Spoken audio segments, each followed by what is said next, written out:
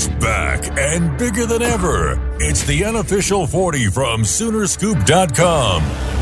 Now, here's the entire Sooner Scoop crew. Carey, Josh, Eddie, and Bob. All right, welcome back. It is the unofficial 40 podcast right here on Soonerscoop.com podcast, where it's a little bit different today. Josh is out. He's got some personal stuff. I don't know. You never want to. He's got some stuff. He's going to be down in San Antonio. Yeah. He's got that, and he's got some other stuff going on. So he will be out today, but it allows us, as you heard Bob interrupt there, allows us to have everybody on the pod, including George, who is back from last night's Thunder victory. You're welcome. I played my part. I don't like how you were so low on those cheerleaders on the picture last night. Just hanging around down by their knees. Carey, you always say the weirdest shit on here. I don't even know what you're talking about. He put up an Instagram story about his friends. We did the there's like a photo booth thing they have at the game where they Photoshop in people, and me and my friends took ones with the Photoshopped in cheerleaders. So the cheerleaders to fit everybody in, a couple of us had to be down like on our knee, and so I'm on my knee, and Carey's just going on here. You're getting your mind in the gutter here, Carey. So the cheerleaders weren't actually there. No, that was fake. I just don't want you to get canceled. I'm uncancelable.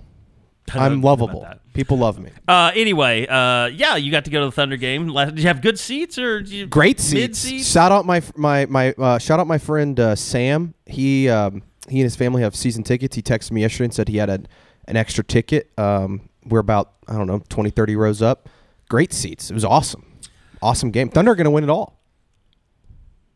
I think that's Eddie's territory to declare such things. I mean, I don't know if they're going to win it all, but going 10-3 in the month of December was awesome. They've been fantastic. The longest winning streak in the NBA right now. Yeah, the 5-game winning streak and the games that they've won over the course of the last month has been incredible. They're just not just beating teams; they're beating their ass.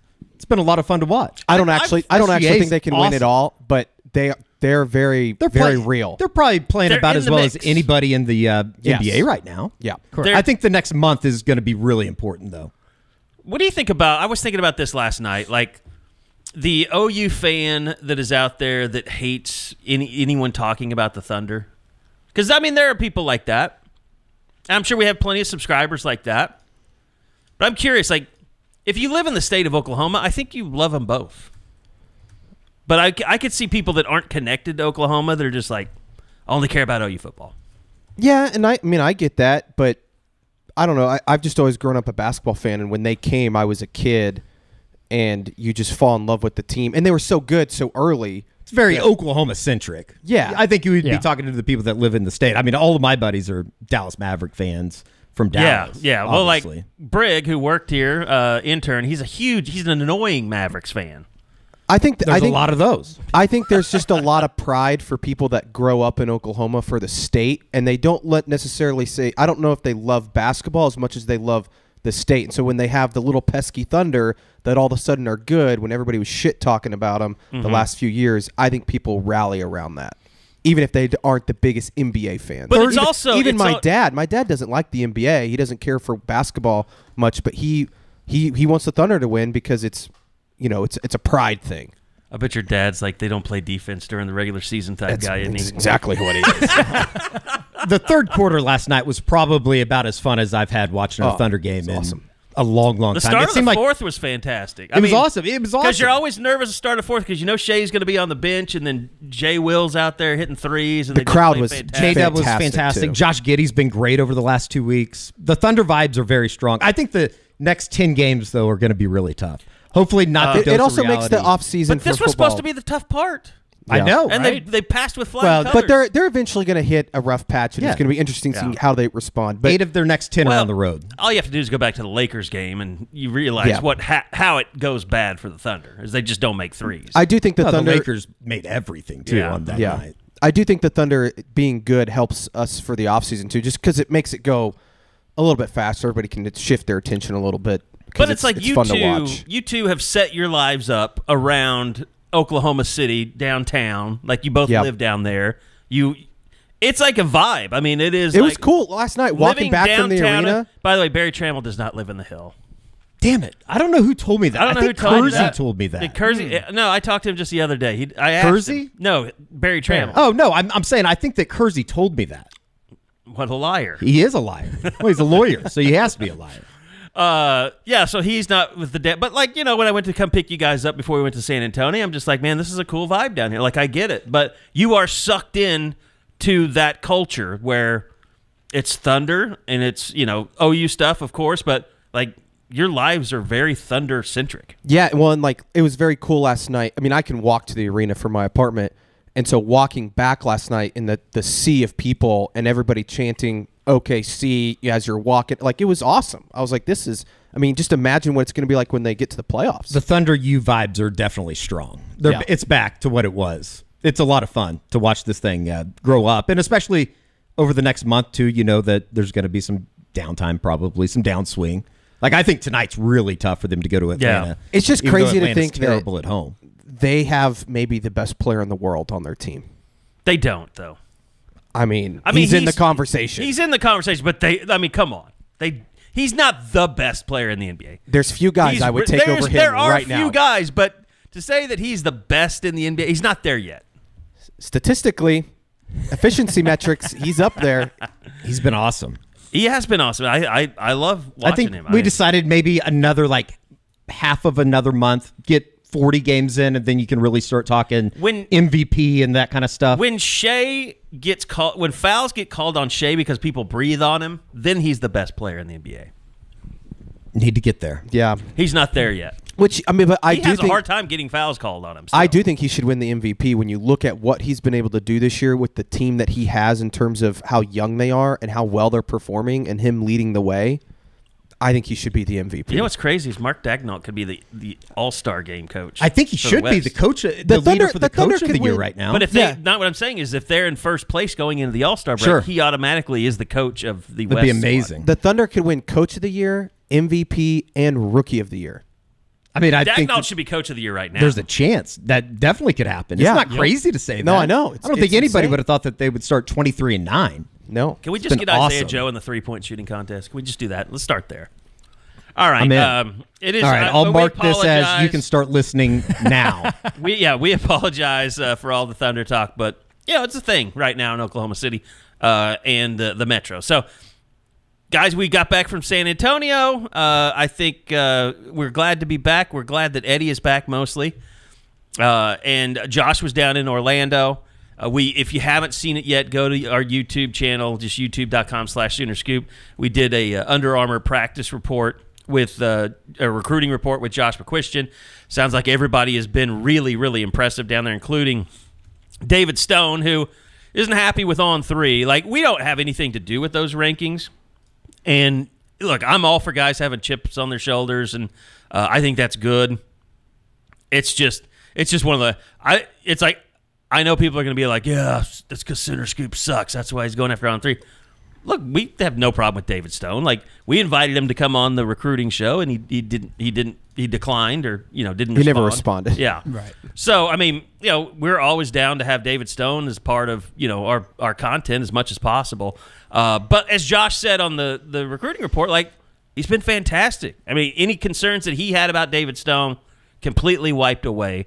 And I think the Eugene Brooks news, or just the evaluation that he has, was the most surprising thing to me, in that he's been so dominant. And you've seen other national, recruiting guys say the same thing about him. I had both Eugene Brooks and David Stone on my projected 2-deep depth chart that I put in my mailbag the other day. I mean, I think both have a chance to play for.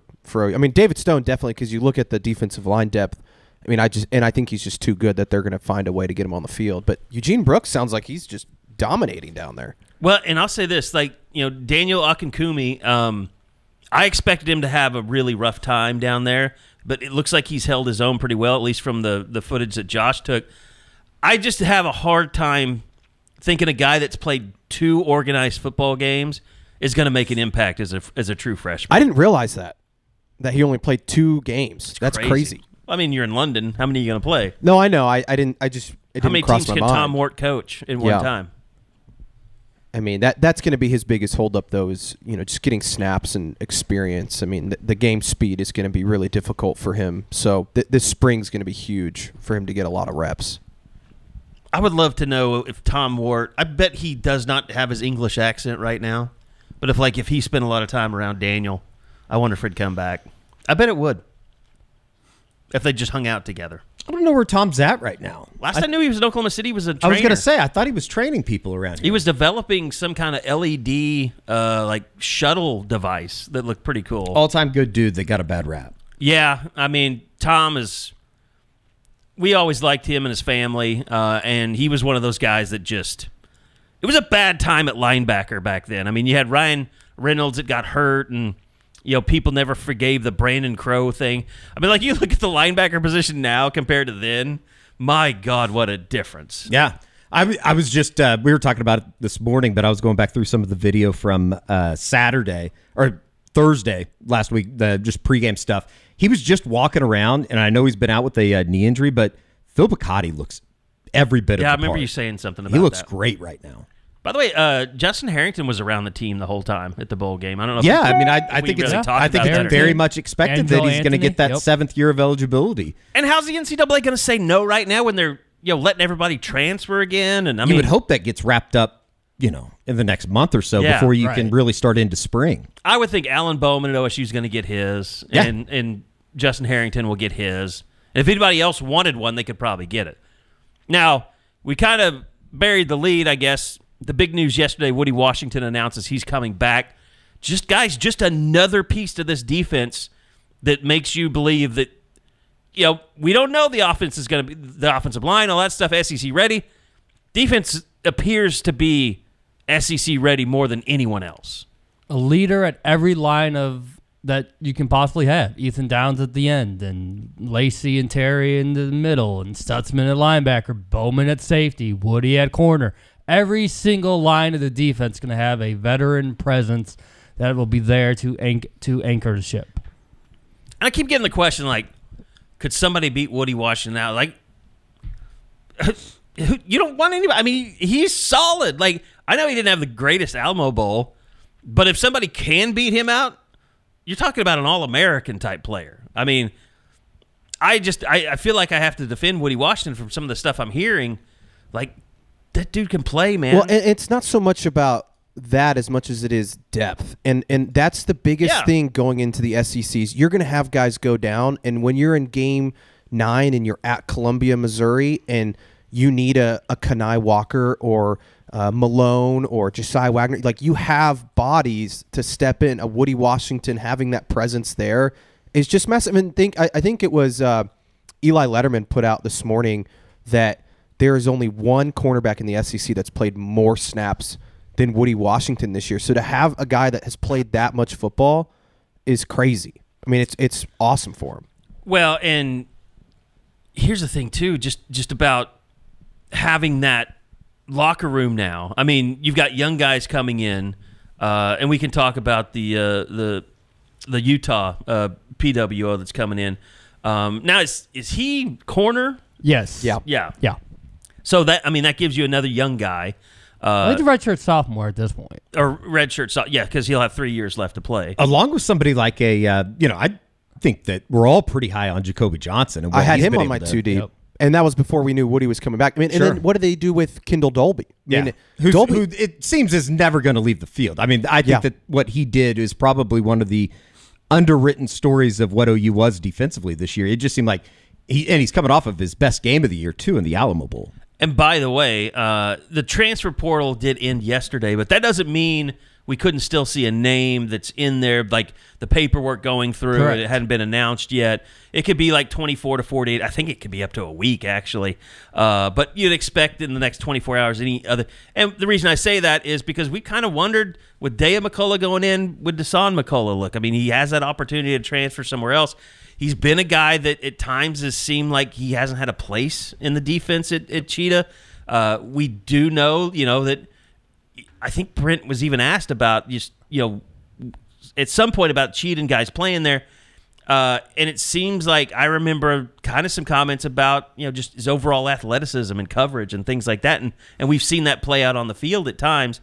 But I don't know. I think against some teams, you can't play a Deshaun McCullough. And you wonder if that's frustrating for him because he is such a playmaker on the defensive side of the ball. I was just confused by his usage because Kendall Dolby got used the way I thought Deshaun McCullough would be used in terms of blitzing, coming off the edge. It's what he did so well with the Hoosiers. That's why you wanted him in the first place.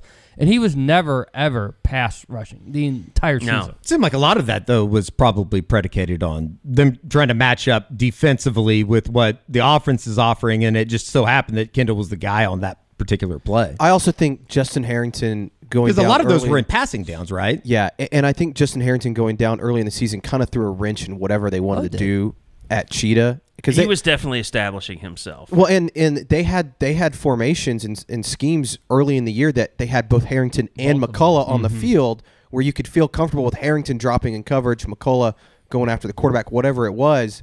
So I think that getting Harrington back or somebody to fill that main Cheetah role to where you can let McCullough kind of do other things because it's clear he's just not very good in coverage. And that's why they had to play Dolby. Yeah, and like you said, I think you get Harrington back, it solves a lot of your issues, and you probably have the guy that you want there. But, I mean, it's like we went out there the very first practice. We heard Kendall Dolby's name mentioned like 5 times just standing there waiting to go in. And I just think Arizona, they knew they were a much more athletic team, better receivers. And and by the way, I don't know how Deshaun McCullough could play end at Oklahoma when you've got, especially this year when you had Bothroyd, but you got Ethan Downs. If you have a healthy R. Mason Thomas, you have the guys coming in next year.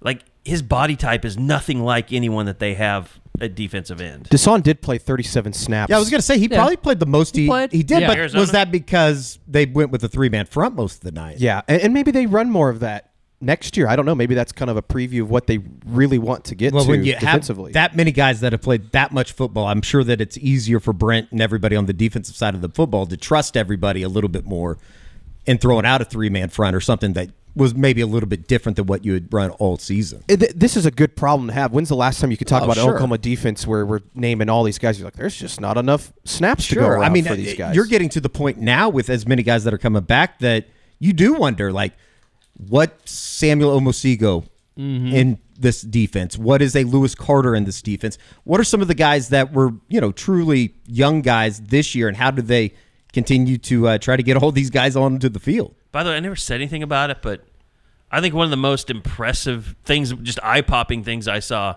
was just Lewis Carter standing on a field. I mean, he is a massive human being. And he was going through warm-ups, and I was right over by the linebackers in the pregame, and just in a uniform, I was just like, damn, if that guy – I mean, they've got to find a way to get that guy on the field. He was huge on special teams the entire season, so they definitely haven't forgotten about him, but he'll have to work his way. And we've mentioned like Kobe McKenzie. When Kip Lewis went down, I thought we'd see more of Kobe, so I thought it was kind of alarming that he didn't get that much run. And then when Kip came back, he was terrific. Well, let's talk a little bit about offensively, portal. I mean, obviously Blake Smith, we expected him to enter the portal. We expected that actually to happen quite a bit ago. I think that was kind of one of those things, you don't say process, but I think coaches made it well known that, it's not really working out here. If you can find a place, you might want to do it. But you've got the Roberts kid out of Baylor that's in the portal now. Was there just another guy yesterday that was – I mean, there were a couple of the defensive end at Purdue, we got to talk about him, but he's obviously defense. But what do you make of – Bob, let's go to you. What do you kind of make out of offensively? I know there was an offensive lineman that entered yesterday from LSU. Offensively, is it Roberts or bust at tight end, or do you see anything else? They already got Bauer Sharp, so they've got one guy at tight end. So you're looking at Roberts as kind of a nice add-on because you didn't really see that coming. And if that can help you with Nate, that'd be great too for the 2025 class. Offensive line though, with Gino Vandermark going back to the Spartans, that was a guy we'd all sort of assumed was going to be another Sooner portal addition, and so now you don't have that. You still have a little 5-day window for New Year's Six teams, and college football playoff teams to see if some of those guys go to the portal. But I don't see anyone that screams like, oh, that's going to be the guy that Bill gets. That's going to be a difference maker. It's going to be like the next Walter Rouse, McKay type of addition. That's really going to mean something. I can't be the only one. I would think that coaches have to feel the same way. But when I see guys that are transferring for a second time, I almost don't want to see like, oh, you have anything to do with those guys. If you're not a grad transfer, It'd be a particular case. Yes. There's a reason. There's always a reason that you're entering the portal, right? You're not going to get on the field. Yeah, I mean, and it goes. I mean, look, you're going to have your Andrell Anthonys that, Sure, were good and just young and just maybe frustrated with their position, or probably at Michigan, the offense that he was in specifically, who is obviously going to be a really, really good player. But then you have other guys. I think Theo Weiss has probably had a good career. Like, it was a good decision for him to leave, and I think with everything that's gone on, offensive coordinator changes, like he's probably a product of Luther Burden as much as anything. Like you don't get as much double coverage if you're Theo Weiss and you're playing with Luther Burden because everybody's focused on him. But I don't know. I just locally, I can't think of a lot of just great. I mean, like Dejon Terry's been great. He's been good. I mean, he's been solid. He hasn't been like an All-American type. Jacob Lacey kind of the same way. They were really fortunate on the defensive line, I thought. Now, how do you say the kid's last name from Purdue? Scourton? Scourton, Is yeah. it Scourton? I think. His Or Twitter Skirton? says Caraway, so Yeah, I people know. always get, but it's Scourton. But, I mean, you look at him, and he's got the NIL of death lineup for Oklahoma where they're concerned because he's visiting A&M and Missouri before he gets to Oklahoma, which makes you wonder, can he even get to Oklahoma with all that money being thrown around? I think he was going to pop by Florida State Florida as well. State Yeah, first, Florida yep. State. Mhm. Who's It's like third, fourth, fifth, sixth. Yep.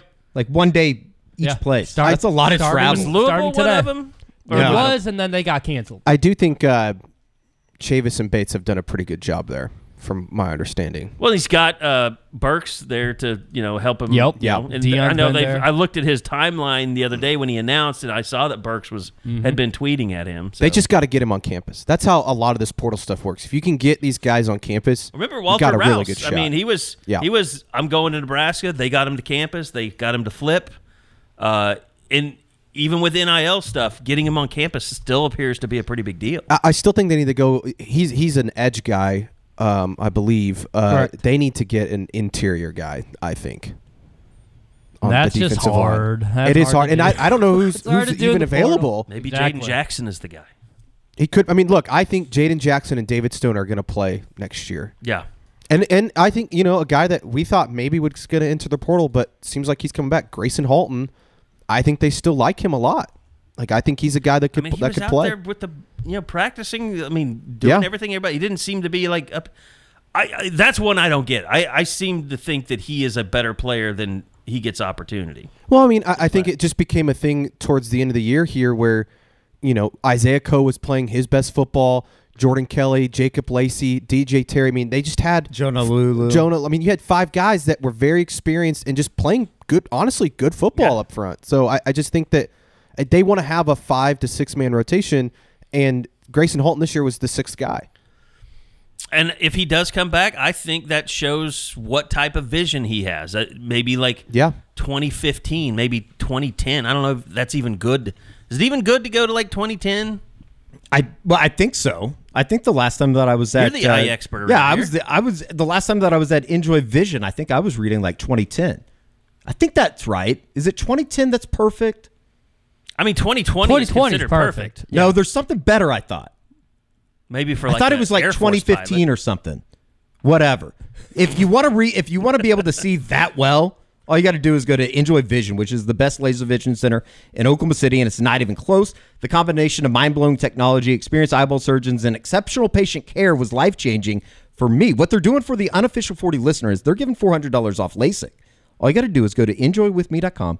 That is the letter NJOY with me.com, and use promo code U40 for $400 off LASIK. Enjoy Vision. This is where you LASIK. It is the Enjoy Vision, fresh perspective look around. And as we go into the off season, obviously, I think classes we figured out started that week of the 13th on. Like, I think 13th is a Saturday. And 15th is Martin Luther King Day. Okay, so that'll be 16th. the 16th when classes start, most likely. Jesus, how long do they get off these I days? know, It's like a month. ridiculous. I think Back it's in about a my month, day. right? That's insane. Maybe that. I mean, I'm sure it was like that. I just don't remember when I was in school. We got Yeah. a month, I think. Yeah, it's probably right. But you said that you never celebrate Martin Luther King Day, so you're always back a day early. Is that what you've said before? No, that is not what I've said. I must have misunderstood. I think it was you that said that. It wasn't me. Anyway, I'm going to move on. So, there's going to be some downtime, some dead time. I mean, it is, a great time for basketball to shine. Finals are over now. Conference season is getting ready to start. There was a conference game last weekend, wasn't there? Like Texas Tech and somebody? Mm-mm. Was there not? I thought there was a conference game. Maybe I'm thinking some women's. It was women's. There was some women's. Is what it was. Kind of off games. topic, but Baylor's arena was Awesome. That's what Porter's looking for. They, Awesome. they Yep. need that. Foster Pavilion is badass. I watched a little bit of that game last night, and it is about perfect. Is that like it looks deep like on campus or something? Because it's right next to the Farrell Center. Yeah, which is the Farrell Center was always. It's kind of guarded back Yeah, there. yeah. I'm pretty sure that it's like right across the street from the Okay. parking lot. But it is awesome. 7,000 Yeah, I or think 7,500. We 500. saw also we saw Texas's where Yeah, they the Moody play. Center The looks Moody Center looks fantastic from the outside. Mm-hmm. It's a perfect arena, and I think that if you just grasp the idea that that's what the future is of college basketball and packing it in every night with 7,500, 8,000 people, it's a perfect setting. And Yeah. I love the name. They need more pavilions in college basketball. The Foster Pavilion is a great I agree. name. Pavilion is it's a cool. I mean, there's only really, truly like, what, 2 or 3? Poly is Pavilions. probably the Poly number one pavilion. Gamble. What's the one up in Philly? I don't know. That's the Palestra. Yeah. What would they name the OU one? The Tisdale Pavilion? I don't know. That's a good question. Probably depends on how much money somebody's How willing much to sponsor? give. Yep. The Trae Young If Pavilion? you want to give $219 million, you can name it whatever you want. Wasn't that what Baylor cost? I think it was $219. theirs was $219. Yeah, it's nice. Their football stadium was only like $60. I'm pretty sure that Foster Pavilion. Maybe they did a bunch of. McLean was like 65, 70, something like that. I couldn't believe how inexpensive that was. Which I guess you look at it, there's not a ton of. McLean's nice though. I like McLean Stadium. It's fine, yeah. $212 million. There you go. 212.6 how much million. is the whatever they're calling this thing, the Norman Project thing? It's 200. It's 200 million, I think. Okay. It's the going price these days. They I probably can't also had remember. to exercise all of the demons that were in the Farrell Center from Kim Mulkey. God, she's just a detestable human being. Love her. Anyway, so yeah, I mean, Sooners finish out the non-conference. I know Bob was. I was explained to me that you are very angry at the performance the night of the Alamo Bowl. Atrocious. Absolute. It's $1 billion. The What? one that they're proposing in Norman. Oh, it is $1 billion? Well, that's for the whole economic district. Right, Yeah. right. I don't know how much. I don't think they ever listed how much the arena would be. Sorry to interrupt. I looked it up. Apology not accepted. Bob. Just pitiful. Those were the two games where Caden Cooper and Luke Northweiler should have gotten a chance to shine and see if your 8-man rotation is a 10-man. And instead, they had trouble with both of them until the second half versus Monmouth, where it found like they started to get their rhythm again. But that Central Arkansas game, I don't advise anyone to ever watch that ever again. They won by 16. Oh, because they scored late. I mean, it was what? Bob grades on a very hard scale. It is a tough scale. Yeah. It was like 71 to 66, or like it was 70. No, it was a tight ball. I mean, it made no sense. It made no sense why they couldn't. Everyone has a separate. bad game. they've had about a bad week and a half. They've had That's a couple. okay. I think it is okay though as you move into conference play that and it's not necessarily an easy start. You got Iowa State coming up on Saturday It's at 5 ranked in o'clock. the top 10 in the net. Iowa State. Yes, they're not ranked. I thought that they're 17. I thought I looked. No, that up. they're receiving votes. I'm thinking Ken Palm. But they're like number 6 or 7 in the net rankings. They love Cyclones. I think you gotta, if you're looking at it this way, you gotta get a win on Saturday because I think next week's going to be really tough. TCU, at Kansas You think? is a little bit of a bounce back. Although I don't know what TCU. There's a lot of those teams. Yeah, TCU, Texas Tech, Iowa State. They're all like 10-2. And Kansas State's 10-3, and if you look at the way that they're playing, you would think that they're awful right now. Yeah, you don't know what they're going to do once the conference play hits. And I'm eager to see Saturday because students still won't be back. So I know they're advertising something about become a student again for a day because it's just too early. You still have another week, so you're going to have not that much of a student presence. I would think that Saturday's a really good crowd. 5 o'clock start. I think the women play at noon. You can come down to Norman, kind of make a day of it. And I would think that Saturday, with the way that they played in the non-con, rebounding, if you will, from the North Carolina loss, I think that everything's still probably pretty positive in that regard. If you sat here and reseeded every team going into conference play, Kansas would be number 1. Who'd be number 2? Houston. Yeah, that's right. Yeah, and you could probably even argue if you really wanted to, maybe Houston's number 1. I mean, they haven't lost so far. They're 13-0. They're number 1 in Ken Palm. Yeah. It's 1A, 1B, and then I think you start working your way down into the Texases. Is BYU really the number Texas, 3 team in the BYU, country? Yeah, I think know. BYU is the biggest question of how good are they really, aren't they? BYU and OU. I think they're both right up there. They're going to biggest question mark teams really high. But what has their work suggested? I mean, you go back to it outside of Providence. Those other non-conference wins aren't looking great for OU between Arkansas and Iowa. USC is 6-7 now. We thought when Ortega hit that tip in, that was like a massive, moment, beating the Trojans. Everyone's beating the Trojans, so we'll see if any of those wins start to work their way back to meaning something, or else if it's just all smoke, smoke and mirrors until you get to conference play.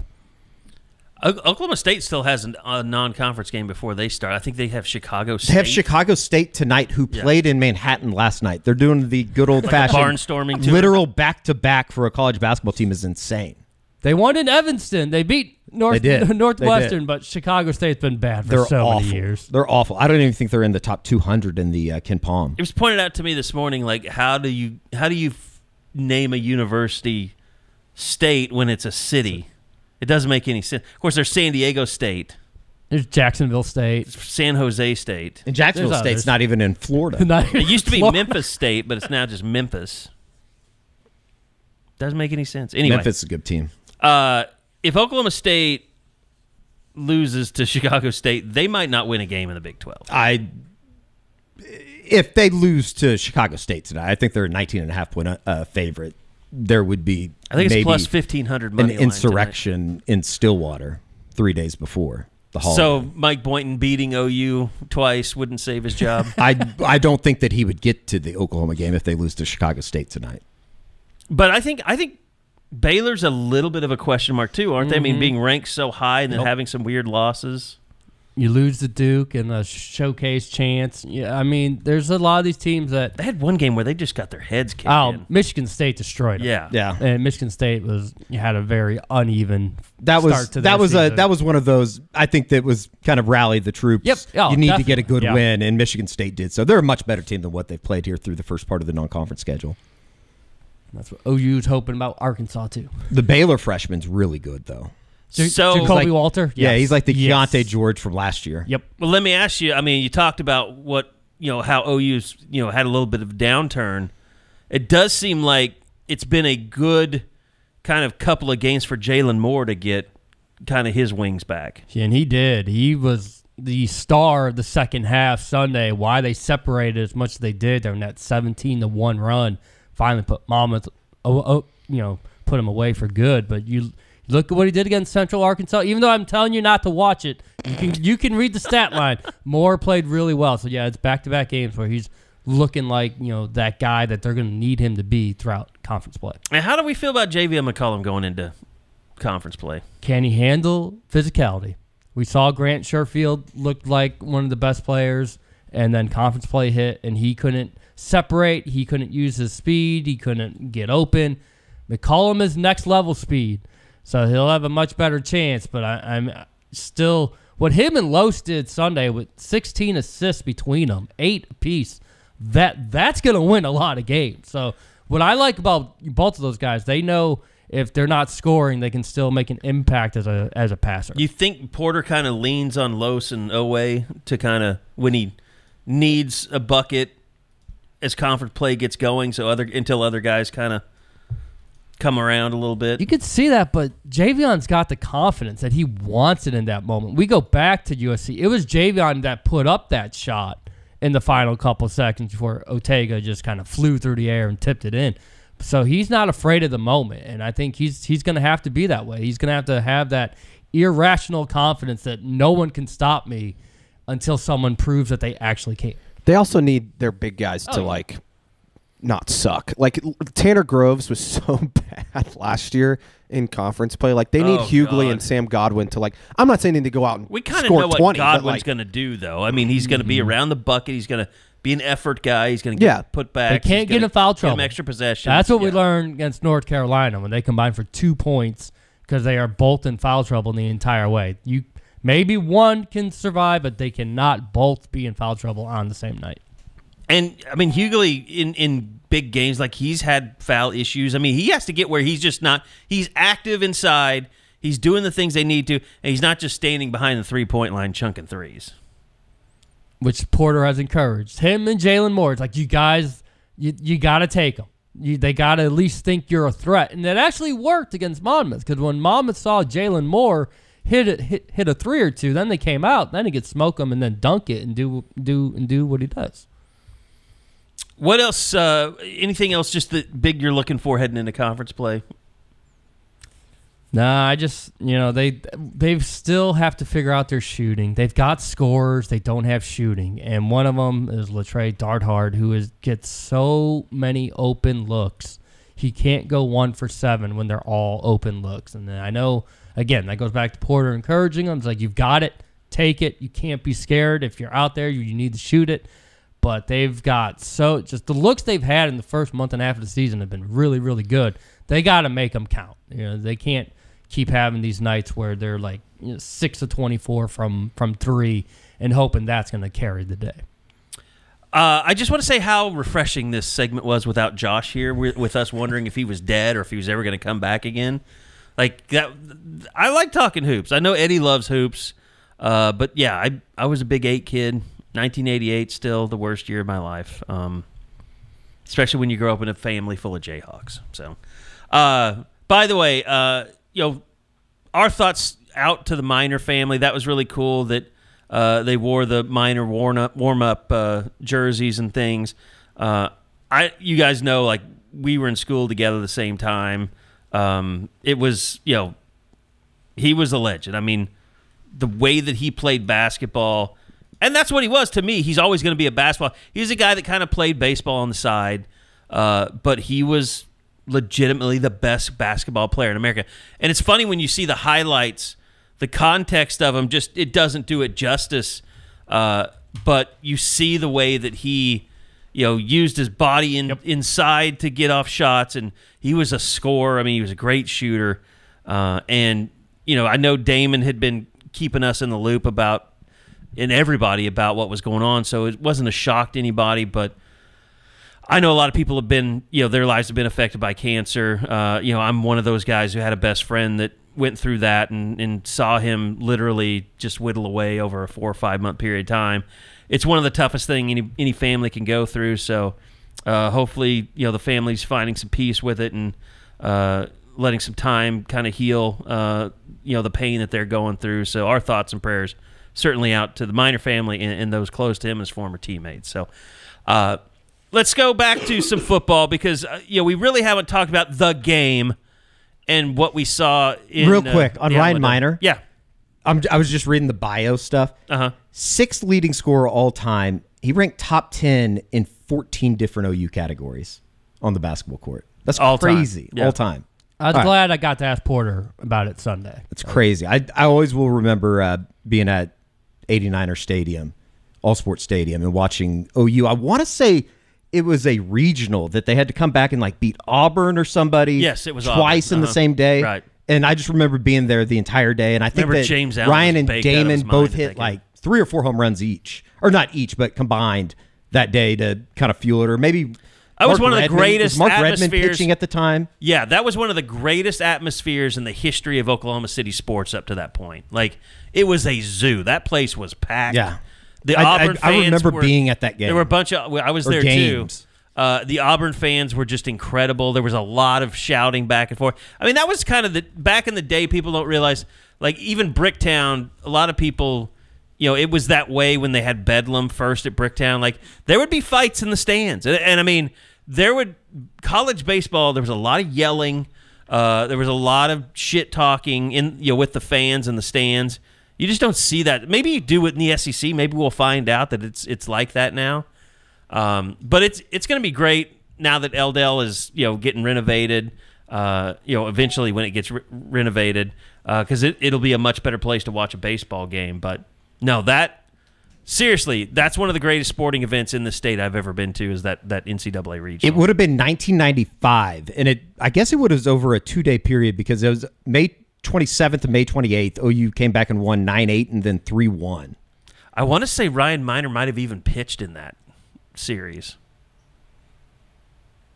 I might be wrong. Ortiz got the save in the first game.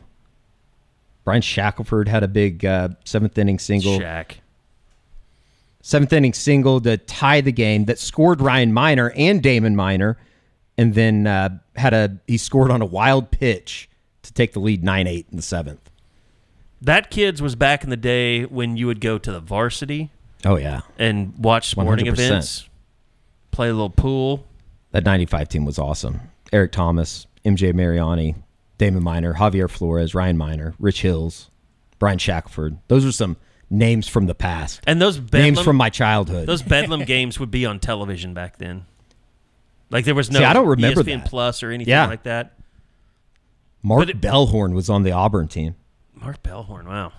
It's an old school Cub name. Oh, yeah. All right. That was thanks for that memory lane, because that was awesome. I'd almost forgot. I'll never forget about it, but it jingled my memory bells or memory bank. So, okay. So Alamo Bowl, Jackson Arnold, 6 turnovers. George, let's go to you though first. I mean, just your overall takeaways, kind of from Jackson Arnold's first start. I thought he was he made some freshman mistakes. I think that the talent is clearly there. You watch him throw the football, his ball placement I think is elite. I mean, everybody talks about the long throw to Thompson, but I thought he had some other throws in the game that were special. I think the one to Stoops on a 3rd and long was super impressive. The one over the middle to Farouk, which he ended up fumbling down inside the 10, was a really nice ball. He had another one to Thompson in which we thought he fumbled, but he didn't fumble. So he had some really good plays. The one that was when it was 31-24 that he hit to Drake over the middle, that would have, I think they would have scored on that drive, but they had a holding penalty that ended up making it 1st and 20 and just killed that drive. But that was his best last throw of the night, and then it just all kind of fell apart. Yeah, and I think that some of the stuff where the interceptions, I think the first interception was just really a bad read, and then the last one was also kind of a bad read. But a lot of those came on RPOs, and I think RPOs are very difficult. You have either you hand it off or you don't, and then you have kind of one read. And he just kind of missed it on both of those. He probably should have handed the ball off on a couple of them. So shit happens. It's going to be interesting to see what happens with Littrell and what that offense looks like. But I think the biggest thing for Jackson is we knew he had the arm talent. I think his pocket presence was pretty good. And I've said that a few times now, but his ability to know when to take off. Now, he held on to it a couple times too long, and it resulted in holding penalties. But I do think his legs are going to be a pretty big factor moving forward. It seemed like and we said this on the Eskridge Lexus postgame podcast on Thursday night, it just seemed like even in the times, especially in the fourth quarter when things got tight, when it did seem like he was holding on to the ball for a long time, I just have to think that the turnovers early really kind of neutered him as far as not wanting to take so many chances down the field. He thought twice, and then all of a sudden you think twice for even a half a second, and the window's gone. And I think there's some people out there saying, well, Spencer Rattler had a lot of arm talent, and he does. Spencer Rattler does have a lot of arm talent, but I don't think Rattler, one, could move as well as Jackson in the pocket. And two, I do think that Jackson has, and not to say Spencer didn't have a great mindset, but I do think Jackson's mindset is a little bit better, and I do think he will improve upon those turnovers moving forward. It didn't feel like they got separation in those final couple of drives. Like, the receivers just really weren't open, which was amazing because, first it took way too long for him to find open. And that was part of the problem with the penalties. I mean, you can't keep running back, back and forth for 10 seconds and not expect that offensive line to get a holding penalty. And I think, too, a moment that changed the game, Brennan Thompson getting hurt. I'm not saying Brennan Thompson, all of a sudden they win the football game, but he was creating the most separation down the field. You wonder if they would have gotten another deep shot with him down the field, or it would have at least opened up something else because they have to play a safety over the top, and all of a sudden somebody else gets open. So I wonder if Brennan getting hurt kind of hurt them there. But I also want to see more Jaden Gibson. I feel like we have said that a lot, but it just seems like he wasn't out there a ton. I mean, he played more in the Alamo Bowl, but I wanted to see him. Yeah. I wanted to see more shots to him down the field.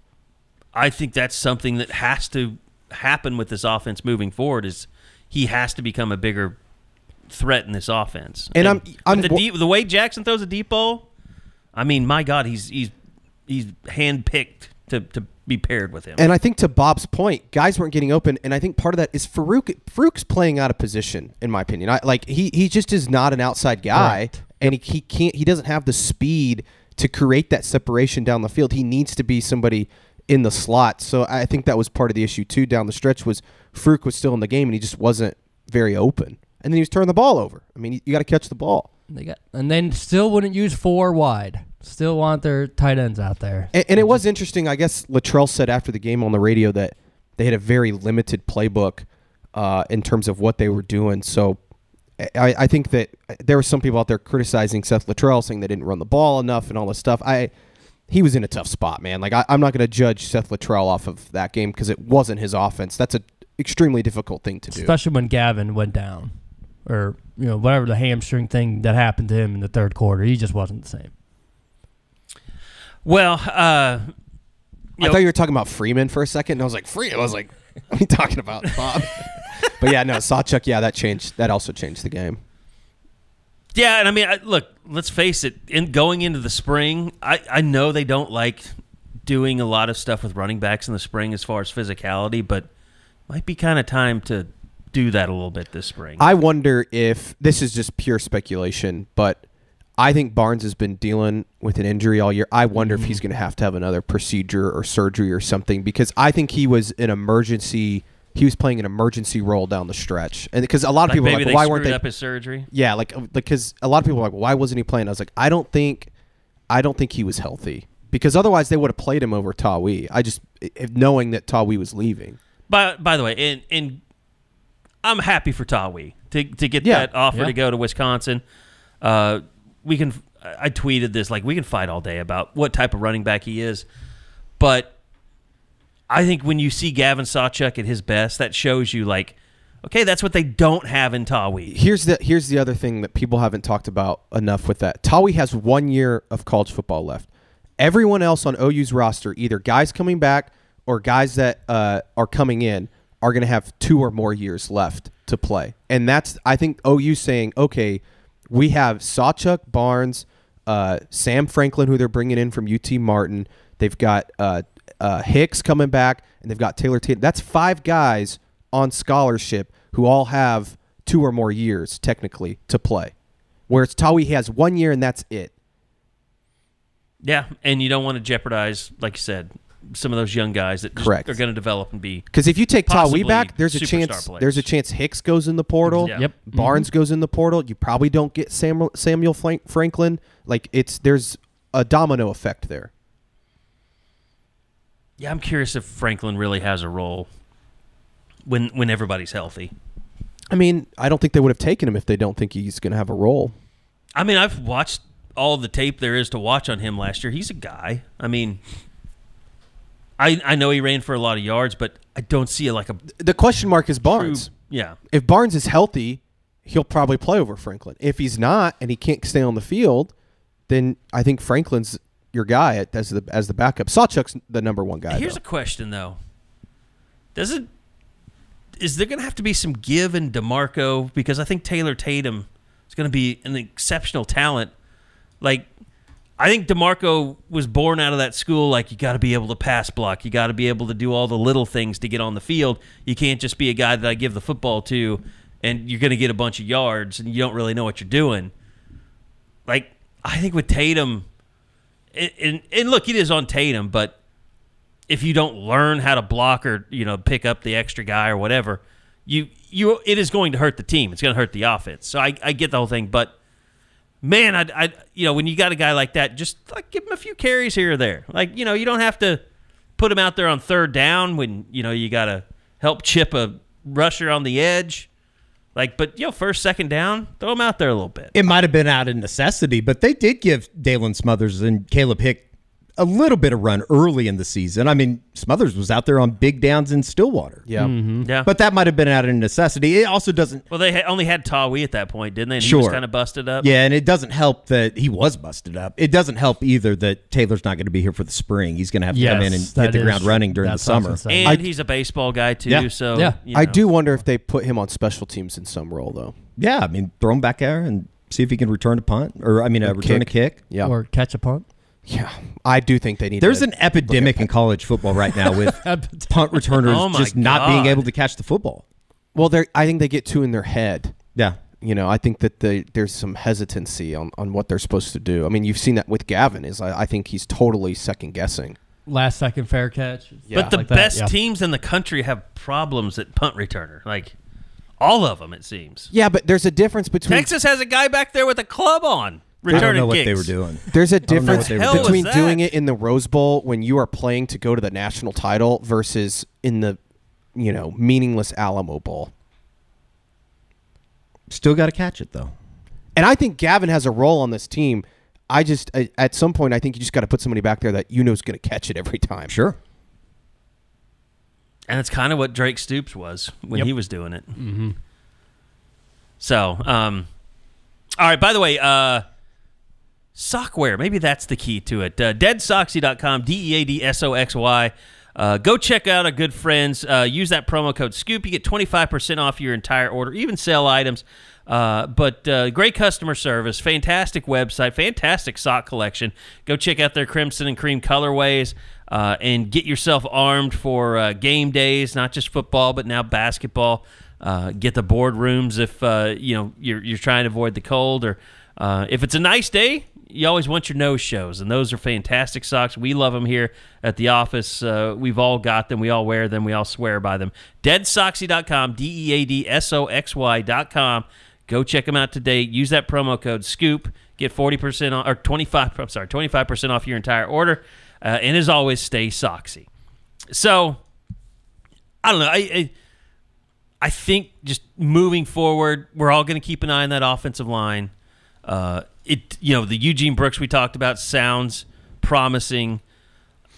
I don't know. I mean, if they get some guys to step up and they hit in the transfer portal with another guy, maybe two guys, I would say I don't feel as bad right now as I did after the Alamo Bowl. They need, the thing is, they need guys like a Heath Ozada or Josh Bates or Jake Taylor to be a dude. Exactly. They need at least one of those three to be a guy. Maybe even two of those three to be a guy. Yeah, you need development. Yeah. And it's even more so now when it looks like the portal is probably not going to give you 3 new starters. And here's the thing. They've had 10 guys. I looked this up the other day. They've had 10 guys over the last 3 years go in the portal on the offensive line. 5 this year. 7 of those 10 ended up at non-Power 5 schools, and 2 of those 3 are at SMU, Nate Anderson and Savion Byrd. So if you count them as Power 5, the only guy that's gone to a true Power 5 school is Caden Green.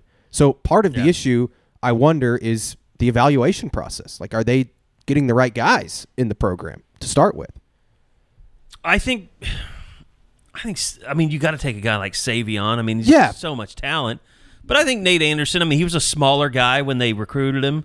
But like you're talking about Darrell Simpson, Bray Walker, guys that you thought were going to be your starting tackles at some point. If Josh were on here right now, he would say he still doesn't understand how Bray Walker was so bad. I mean, everybody wanted him. And it's bad. And you hit on Caden Green. It just shit situation. Yep. Yeah. I mean, he was a starter. He was But you need the future. You need the next Caden Green. You need a Eugene Brooks, or even guys on the roster right now, Heath Azeda, Josh Bates, somebody, Eddie Pierre-Louis to be that next Caden Green, because at some point next year you're going to need one of those guys to be an elite player up front. Why it was weird that Taylor came in when Sexton had the helmet issue. I mean, Josh has said Taylor felt like an offensive guard, like a natural guard, but he's still repping at tackle. And who's your backup? Here's my other question. Who's your backup left tackle next year? Logan Howland? And no offense to Logan Howland, but he's not even played. He was a tight end in high school, wasn't he? I think they would move a starter somewhere from another position. Yeah. Whether it's right tackle or... And Jacob Sexton's coming off, and I think Jacob Sexton's going to end up being a good player, but he's coming off probably his worst game at AU. I mean, it's very obvious. He has to get stronger. Yeah. I think he's also better at left than right. Well, and the other thing is, even if you have these young guys and they're talented and they can physically play, is that just going to give you a whole bunch more penalty issues again next year? Discipline issues. I mean, at some point, I think Jeff Lebby needed to answer for the undisciplined nature of his offense. Now it's going to be Seth Luttrell. And if you see the same thing happening with Seth Luttrell, then it becomes a thing on the players. But I don't know. That to me, that's not just getting his offense in and getting Jackson comfortable with what he wants to do offensively. He has to attack this discipline issue that has been a part of this program for the last several years now. Yeah, I think it's probably number one priority list right now in terms of just overall program as they move into year number 3 under Brent. You led the Big 12 in penalties this year. What did you put out there in the mailbag? 92 penalties this year in conference play? Or was that just overall? That was, I think Texas had 92 overall penalties. OU had 88. They were the two leaders. Just offensively or both sides of the just ball? Total. Yeah, I mean, it had a lot of the stuff, particularly in Stillwater and Lawrence, that you end up losing the game. It's because of penalties. It's because you kept shooting yourself in the foot like they did Thursday night against Arizona. I mean, how many times did they get out to midfield, bust off a big play, like you said with the Drake one, and all of a sudden you're looking at 1st and 20 or 2nd and 20? Yeah, I mean, for the fans, they should say that this is unacceptable. And it is. It's completely unacceptable to be that undisciplined on offense. And and it's not just that. It's you're gonna have to work on that RPO game with linemen down the field too. That's gonna be a problem that you bring into it if you're really running a true RPO system. So there's all kinds of things that this offensive line has been bad at in terms of discipline. And that's on Bill Bedenbaugh too. I mean, it's on all of them to get it fixed, because I think if Lebby had come back this year, that would be his number one criticism during this offseason. All right, anything else you guys wanted to try and hit on before we get out here on the football side of things? I mean, obviously we're focused mostly on transfers right now more than recruiting, but you're starting to see some 2025 commitments out there. You're starting to see some guys talking 2026 guys a little bit that are starting to get noticed a little bit more. But really, I don't think anything pressing that we're still in the dead period. Yeah. So Not a whole lot. Yeah, not a whole lot. Congratulations to Andy Bass, named Gatorade Player of the Year in the state of Oklahoma. Oh, very nice. For his efforts this season. I think he's going to be a fantastic player. I've already heard that he's in the rehab process with the ACL stuff. So, he seems like the kind of guy he loves the weight room. Yeah. He'll knock that out pretty good. For sure. 4,600 yards this season on offense. Pretty incredible year for Heritage Hall. First Heritage Hall player to win the award since Wes Welker. Pretty good company to be in. No Barry or Sterling. Surprising. I was surprised that Sterling didn't win it. I don't remember who won that in 2012. That been 2012? 2011, maybe. You know who it could have been. Sterling was on Sheldon OU in Wilson. 2012. Was he? So it would have been 2010? 2011. 2011? Sheldon Wilson from Anadarko. Okay. Were you guys surprised at all by the college football playoff results? No, but it was they were awesome unbelievable games. Yeah. I mean, Absolutely fantastic. Washington damn near. Their clock management. Is Johnson out? It said Ryan Grubb said on a Seattle radio program yesterday. I would imagine he does like a weekly thing. He said he's going to be available. Now, what does that mean? What does that mean? I have a hard time thinking that he's Well, going here's to the be 100%. thing. They're getting killed about clock management, but that was absolutely the worst thing that could have happened to them. For the running back to get hurt in that moment. Yeah, they weren't thinking about like. No, I mean it wasn't like They're thinking, intentionally maybe he mismanaged the clock. busts us open and the game's over. Yeah. And I get it. You look, hindsight's 20/20, and you should have taken a knee there. And I was saying, watching the game, they should probably just take a knee. But Because it would have been like Same. 15 seconds 15 or seconds, something yep. if Texas would have got the ball but back. still, I mean, no one was thinking, oh, he's going to get hurt and it's going to. I mean, that's a shitty It's rule. gonna stop the clock. I mean, that they got to rethink that rule. I don't think you can change that rule. Otherwise, people just fake injuries and lay down on the but field. you switch it to where if it's the home team or the team that is leading. that the right. clock doesn't stop. Like this clock stops or starts when the ball is set. Then Now- you're going to look like assholes because you're trying to usher a hurt guy off the field in 25 seconds. You can look like assholes all you want if you're winning the football game. That's what. Hey, some people are saying that the offensive lineman should have dragged Johnson to the sideline because you don't want the clock. I mean, to I stop. tweeted it out. I said, I don't care if your leg's Drag broken. him. You got to get off the field. Get him off the field. You got to find a way to get off the field. I don't care if you lost your leg. Yeah, I mean, it was a very unlucky situation. But Yeah. I mean, the Alabama-Michigan game, it's just like I was slightly surprised just with how dominant Michigan was. Yep. I mean, Yeah. they whooped their ass up front.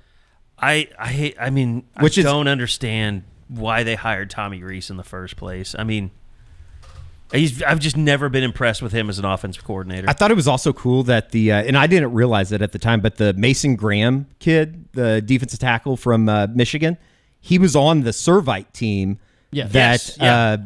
that Jed Fish was talking about Right. last week. And just to put it in perspective, they had, 5 or 6 guys that all went D1 on that Servite team. They got beat 24-7 by Mater Dei. Their well, senior yeah, I year mean of high that's school. Fafita and all his teammates, the receiver. It's crazy, though. He had a hell of a game. By the way, Fafita's for real. He's really good. I think the playoff games, though, tell you that you need a few things to win a national championship. You need a really good quarterback. Yes, Obviously, yes. all these teams had very good quarterbacks. You got to be very good in the trenches. We've known that. And I think you've got to have an excellent play caller. I mean, the play calling I thought Sharon Moore called a really good game for Michigan down the stretch when they had to go score.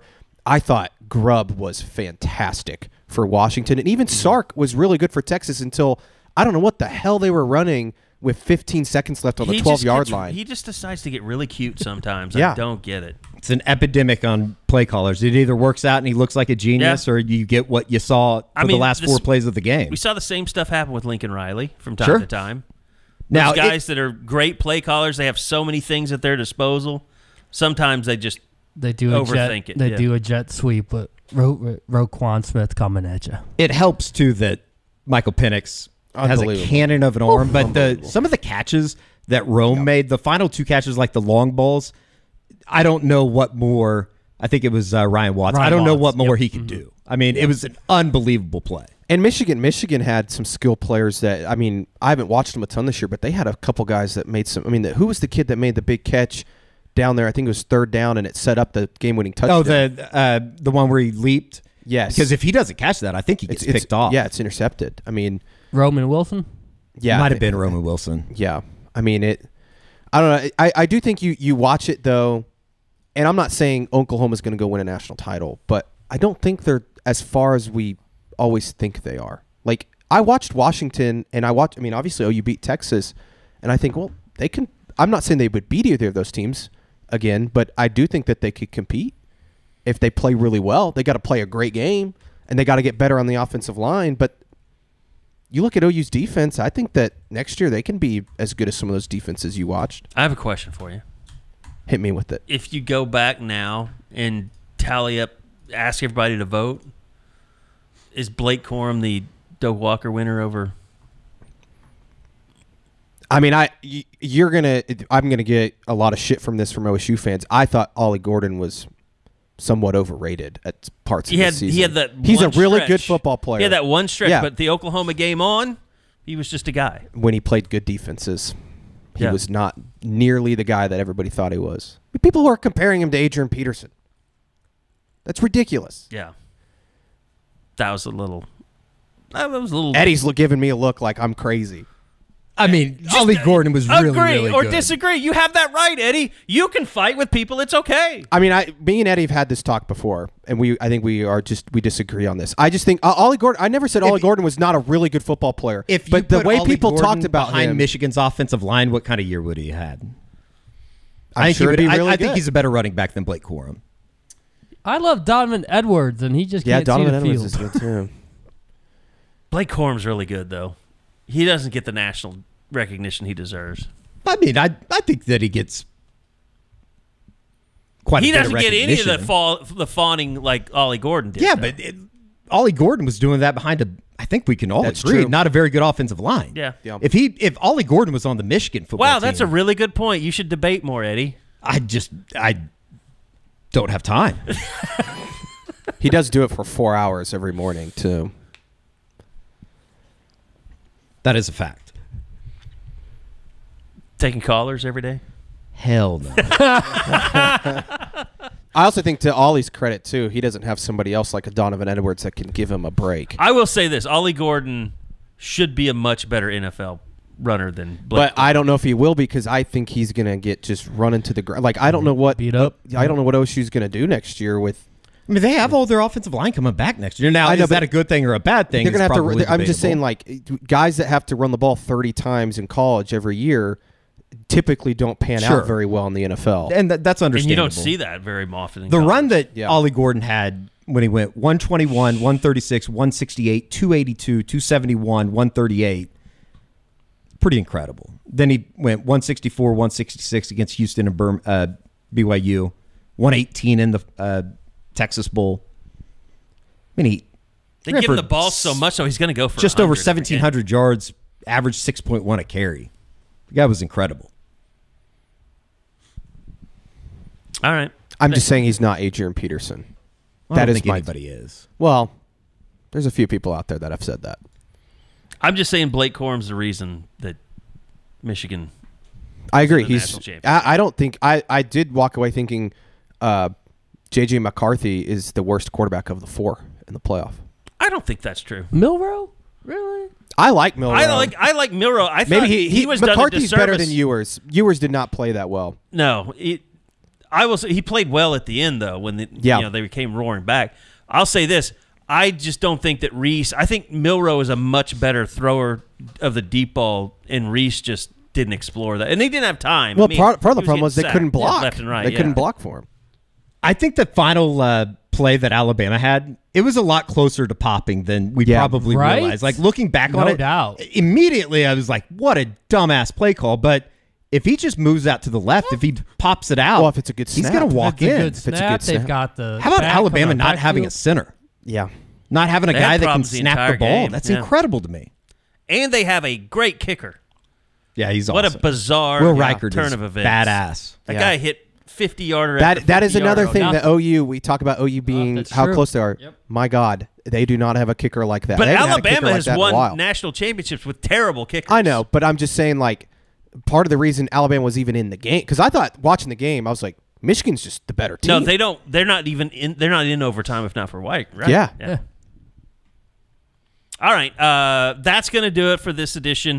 It was fun, guys. Enjoyed having all four of us doing the pod.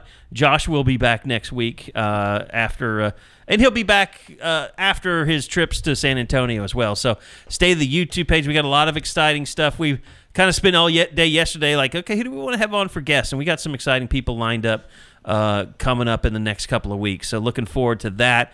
Also, Soonerscoop.com, that's where we are. Great times to subscribe with transfer portal going on, spring football, and of course Bobby P with all of the basketball stuff going on as well. So George will be out there doing some features as well that you will all want to be a part of and reading. Yeah, definitely. I was going to say, do you guys have any New Year's resolutions? Stop being an asshole on Twitter. That's mine. That's a good one. That's a good one. 3 days in. We'll see. Am I the only one that's making resolutions? I just want to be more awesome this year, which is going to be hard to top. I had a great 2023. Well, good. Glad you enjoyed your 2023. You hired me in 2023. Yeah. It was a good hire. Thank you. So far. All right. That's going to do it. We will see you guys back here again next week. We'll put together another edition of the Unofficial 40 podcast right here on Soonerscoop.com.